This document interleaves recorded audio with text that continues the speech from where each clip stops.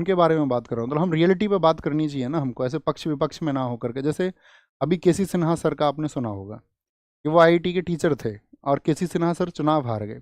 लेकिन हमें दूसरा मुद्दा भी तो सोचना चाहिए कि जो वहाँ की जनता है, जो जनता वहाँ रहती है, वो केसी सिन्हा सर से कनेक्ट भी करती थी या नहीं, वो जानती थी भी कि भी हम वोट किन को कर रहे हैं।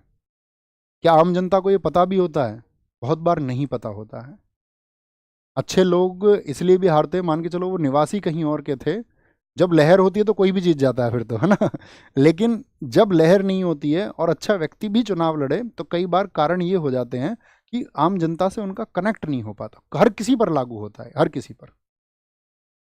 ठीक है, अवध ओझा सर पर लागू होता है ये, क्यों नहीं होता आप बताइए?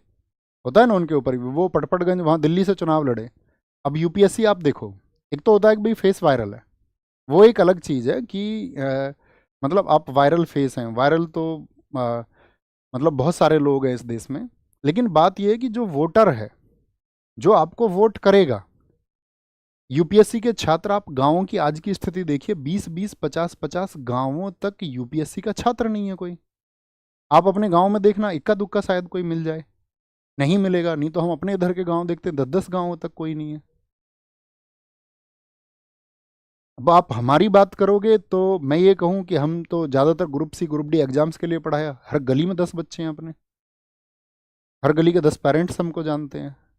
अपना रहना सहना वहाँ रहा है, वहाँ हमने साइकिल चलाई है। जहाँ हम जा रहे हैं, हमने साइकिल चलाई है वहाँ, 2003 से 2014 अपनी इंजीनियरिंग तक। बीच में 2014 से 2015 नहीं चली, कोई बात नहीं, अब फिर चलाएंगे 2025 से, कौन सी दिक्कत है?